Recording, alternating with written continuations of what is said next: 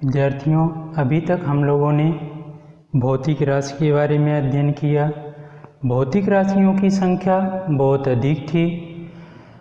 उनको अध्ययन करने के लिए दो भागों में वर्गीकृत किया गया, मूल भौतिक राशि और व्युत्पन्न भौतिक राशि।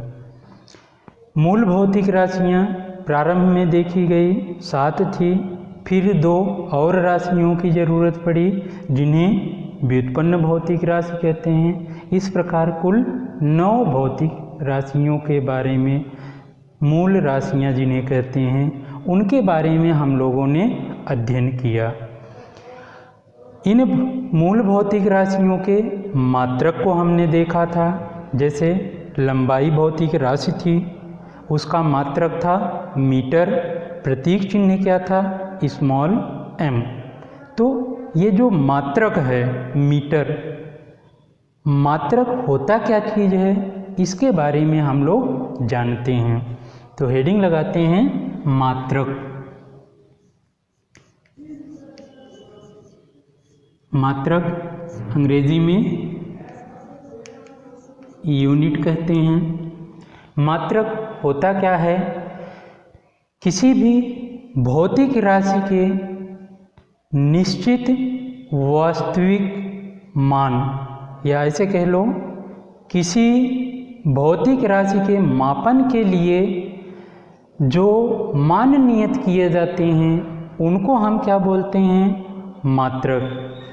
तो इसमें भौतिक राशि के मापन के लिए, भौतिक राशि के मापन के लिए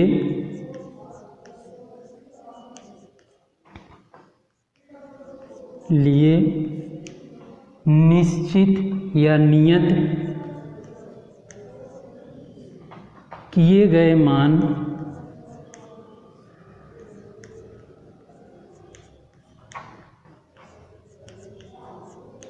को मात्रक कहते हैं।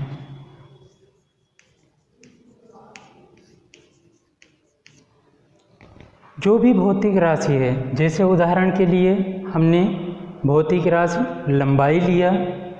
लंबाई के लिए हमने एक निश्चित मान निर्धारित कर दिया कि हाँ, ये जो लंबाई है कितनी है, 1 मीटर है। तो ये जो मान नियत किया गया है, इसी जो नियत मान है उस राशि का, उसी मान को हम क्या बोलते हैं? मात्रक बोलते हैं। अब निर्धारित करते वक्त ये जो मान हैं, इनमें भी सावधानियां बरतनी पड़ती हैं। उस सावधानियों को हम लोग आगे देखेंगे। तो मात्रक समझ में आ गया। भौतिक राशि को मापने के लिए जो मान नियत किए जाते हैं, उसी मान को हम क्या नाम दे देते हैं? मात्रक दे देते हैं। फिर इसी में आता है मानक मात्रक। मानक मात्रक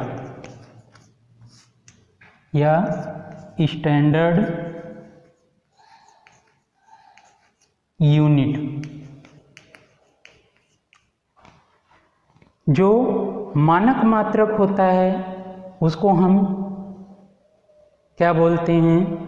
तो किसी भौतिक राशि के जो निश्चित वास्तविक मूर्त रूप होता है या एक निश्चित मान माना जाता है, वही वास्तविक मान क्या कहलाता है?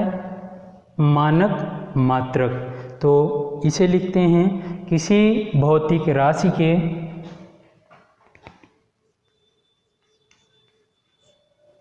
किसी भौतिक राशि के किसी भौतिक राशि के निश्चित वास्तविक मूर्त रूप, निश्चित वास्तविक मूर्त रूप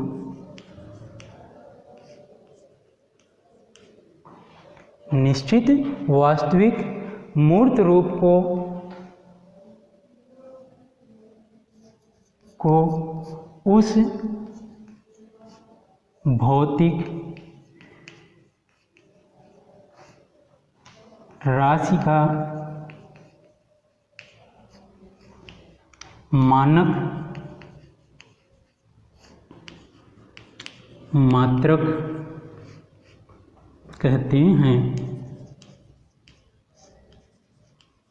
अब यहाँ पर एक चीज़ समझना है, निश्चित वास्तविक मूर्त रूप,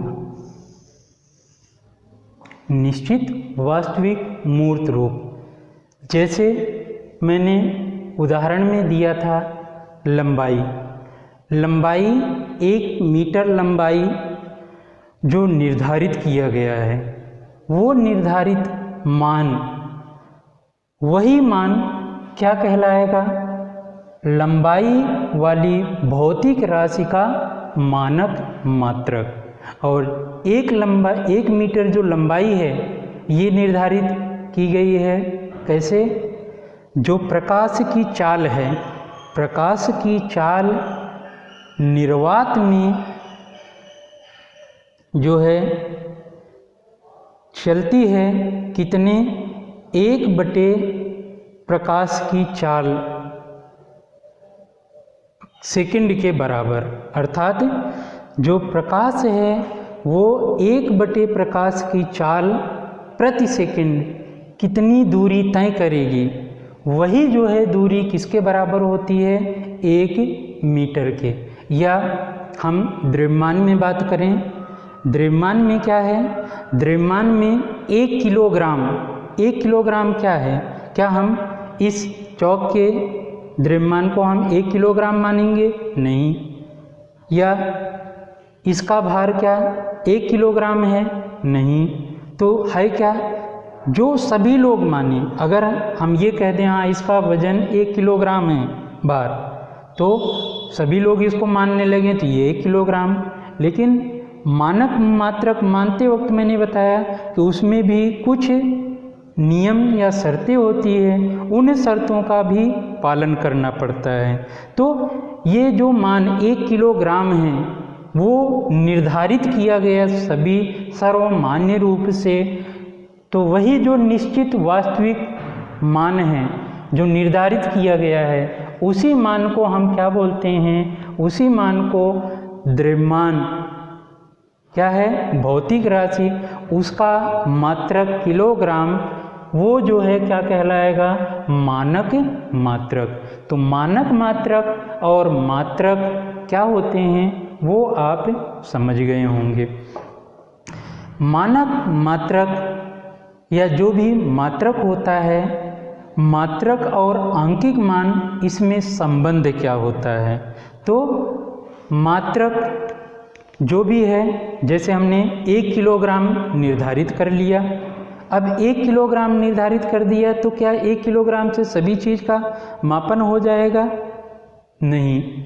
उसमें भी हम लोग देखते हैं, अगर हमको चलिए 1 किलोग्राम थोड़ा सा लेना है, सब्जी लेना है 1 किलोग्राम कह दिए, लेकिन अगर हमको कोयला ढेर सारा ज़रूरत है, मतलब 2000 किलोग्राम कोयला या 10,000 किलोग्राम कोयला, ये क्या हो गया? बहुत बड़ा मान। तो इसके हम जो है क्या किए, इस मान को भी 1 किलोग्राम मान, ये तो मानक मात्रक हो गया। उसके बाद इसके बड़े मात्रक भी बनाए गए, जैसे टन। टन तो 1000 किलोग्राम 1 टन। फिर हम या छोटे की बात करें, अगर हम किसी सुनार के पास जाएंगे, सोना लेना है, तो उस सोने के लिए हम क्या उसको किलोग्राम में बोलेंगे या ऐसे बोलेंगे 0.001 किलोग्राम सोना दे दो?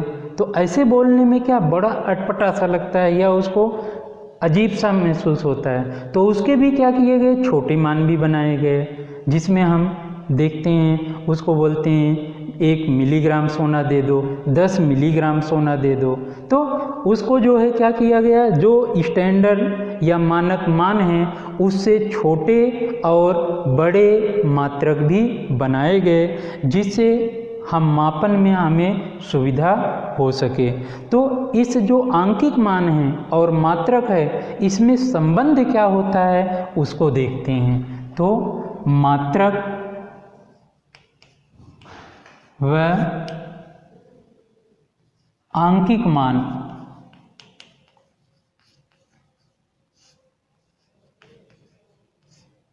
में संबंध है।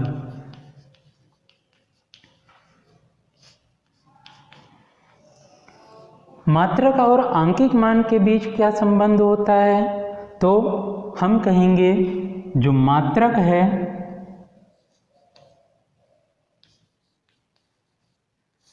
मात्रक को मान लो U से दर्शाते हैं। मात्रक आंकिक मान का व्युत्क्रमानुपाती होता है। आंकिक मान को हम n से प्रदर्शित करते हैं। तो मात्रक आंकिक मान का व्युत्क्रमानुपाती अर्थात उल्टा होता है। जिसका मात्रक बड़ा होगा उसका आंकिक मान छोटा होगा, और जिसका आंकिक मान अगर बड़ा है तो उसका मात्रक छोटा होगा। इसको हम लोग उदाहरण के रूप में समझ सकते हैं। जैसे 1 मीटर बराबर होता है 100 सेंटीमीटर। मीटर क्या है, मीटर यहाँ पर मात्रक है। एक क्या है, एक आंकिक मान है।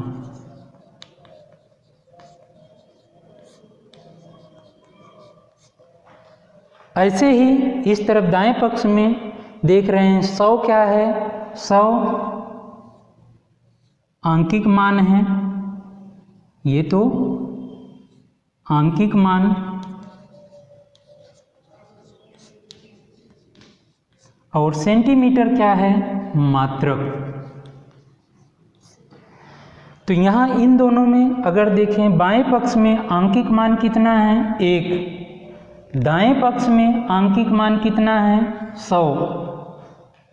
मात्रक की अगर बात करें, यहाँ पर मात्रक मीटर, यहाँ पर मात्रक सेंटीमीटर। अब हमें पता है सेंटीमीटर मीटर से छोटा होता है, सेंटीमीटर मीटर से छोटा होता है। मतलब मात्रक अगर छोटा हो गया तो आंकिक मान हम देख रहे हैं बढ़ गया। फिर इधर अगर देखें, मात्रक जो है बड़ा हो गया, मीटर सेंटीमीटर से बड़ा है, मात्रक बड़ा हो गया तो आंकिक मान क्या हो गया, छोटा। मीन्स इनमें संबंध कैसा प्राप्त हुआ, तो मात्रक और आंकिक मान के मध्य संबंध कैसा होता है, व्युत्क्रमानुपाती, ठीक उल्टा। तो इसको हम लोग उदाहरण से समझ लिए कि मात्रक और आंकिक मान में क्या संबंध होता है, तो व्युत्क्रमानुपाती का संबंध होता है। अब हम लोग देखते हैं ये जो मात्रक है, मात्रक हम लोगों ने देखा किसी भी भौतिक राशि का जब हम मात्रक निर्धारित करते हैं तो उसमें क्या क्या सावधानियां बरतते हैं उसके बारे में हम लोग देखते हैं। तो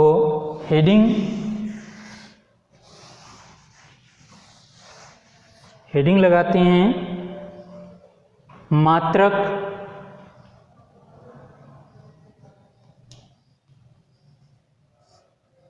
निर्धारण के समय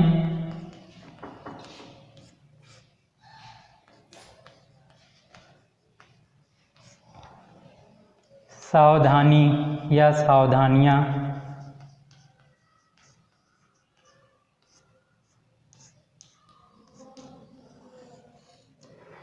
तो जो भी मात्रक हम लोग निर्धारित करते हैं उसमें हम लोग सबसे पहली सावधानी क्या बरतते हैं?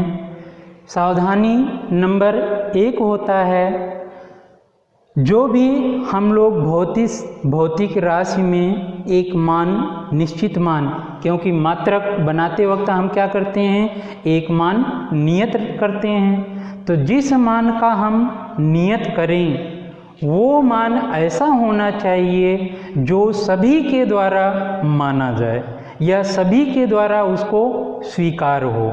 मतलब कैसा होना चाहिए, यह सर्वमान्य होना चाहिए, सभी के द्वारा ग्रहण किया जाना चाहिए। दूसरा इसमें सावधानी क्या देना है, इसका जो भी आकार निर्धारित कर रहे हैं वो भी आकार कैसा होना चाहिए, उचित आकार का होना चाहिए, उचित आकार एवं परिमाण।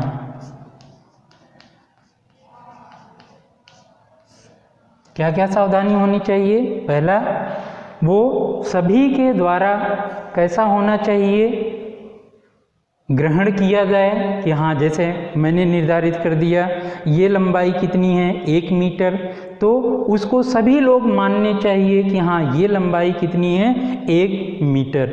और वो जो है उचित आकार का होना चाहिए, जिससे एक जगह से दूसरी जगह तक ले जाना हो तो उसको आसानी के साथ स्थानांतरित भी किया जा सके।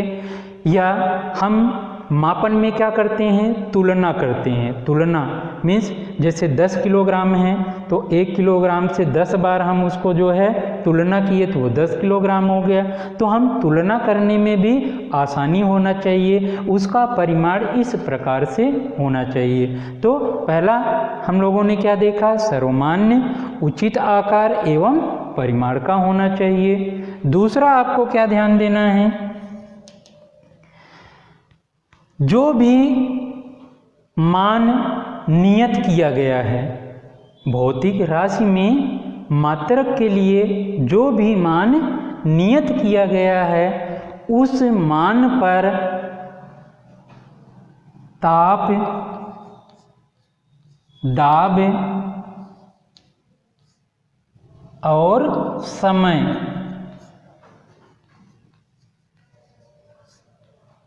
का प्रभाव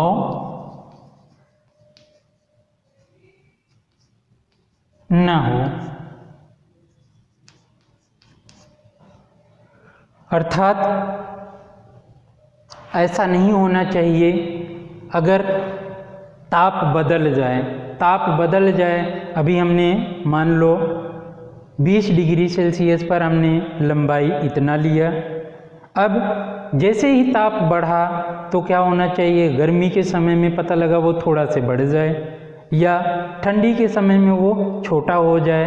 तो ताप बढ़ने या घटने से उस लंबाई पर प्रभाव नहीं पड़ना चाहिए।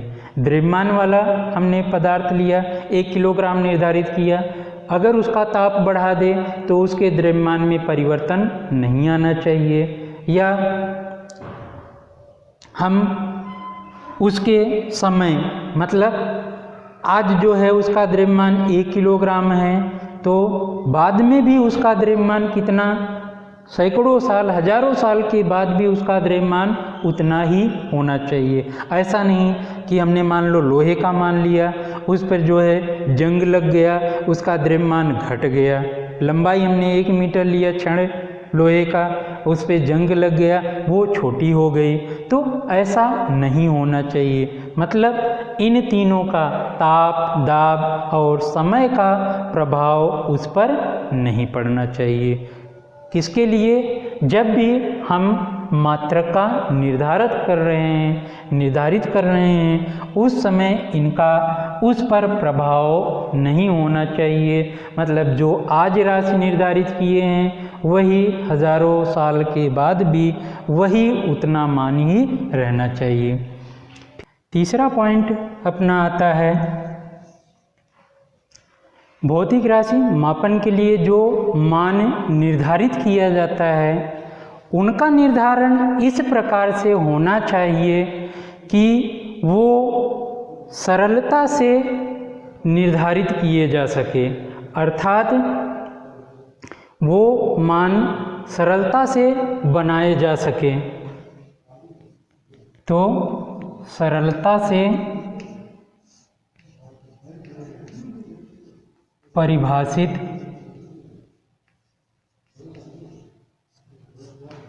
हो सके।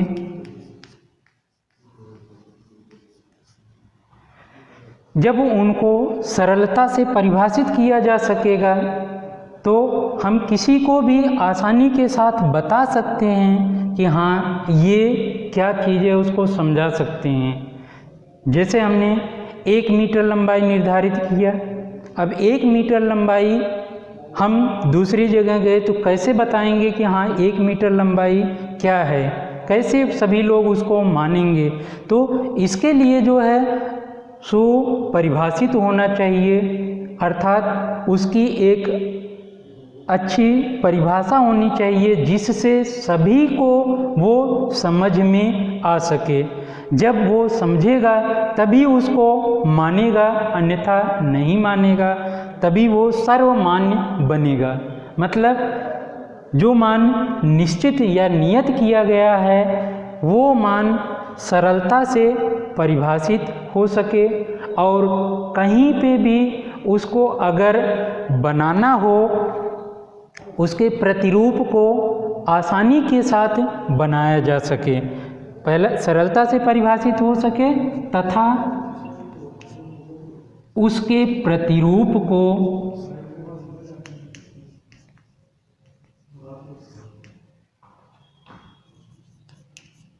आसानी के साथ या आसानी से बनाया जा सके।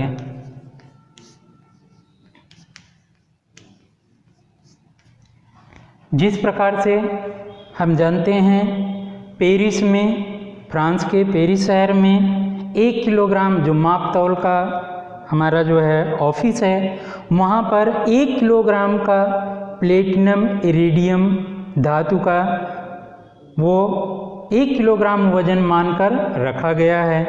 तो वो तो क्या कहलाता है, वो हमारा निश्चित वास्तविक मूर्त रूप कहलाता है। जो 1 किलोग्राम मानक मान है वो निश्चित वास्तविक मूर्त रूप कहलाता है। अब वहाँ से तुलना करके उतना ही दूसरा जो है उसका प्रतिरूप बनाया गया, जो दूसरे देशों में लाया गया और वहाँ पर बताया गया कि हाँ इस द्रव्यमान को 1 किलोग्राम मानना है, और सभी लोग उसको मानने लगते हैं। और उस द्रव्यमान अगर कोई एक खराब भी हो जाता है तो हम क्या करते हैं, जो वास्तविक मान है निश्चित वास्तविक मूर्त रूप, उससे हम तुलना करते रहते हैं, और उसमें कोई कमी होती है तो उसमें हम सुधार करते रहते हैं। जैसे अगर आप देखे होंगे जो 1 किलोग्राम का वजन का बाट होता है उसके पीछे सरकार की एक मोहर लगती है। मोहर मतलब समय समय पर उसमें जो है उसको चेक किया जाता है, हाँ कोई उसमें द्रव्यमान में कमी तो नहीं आई या उसमें कोई ज़्यादा एक्स्ट्रा तो नहीं जुड़ गया। तो उसको क्या करते रहते हैं, तुलना करते रहते हैं या उसमें संशोधन करते रहते हैं कि हाँ वो सही है या गलत है, इस चीज़ को देखते रहते हैं। तो उसी का वो मुहर लगा होता है, मतलब हाँ ये बिल्कुल अप्रूव्ड है कि हाँ ये सही है। तो इस तरीके से हम जो मान होते हैं उनको सरलता से परिभाषित भी कर लेते हैं, और दूसरा जो है उनको इस प्रकार से चुनते हैं कि हम दूसरा भी आसानी के साथ बना सकते हैं। तो ये 3 बिंदु हैं जिनको हम ध्यान रखते हैं किसके लिए, जब हम कोई भी मात्रक निर्धारित करते हैं।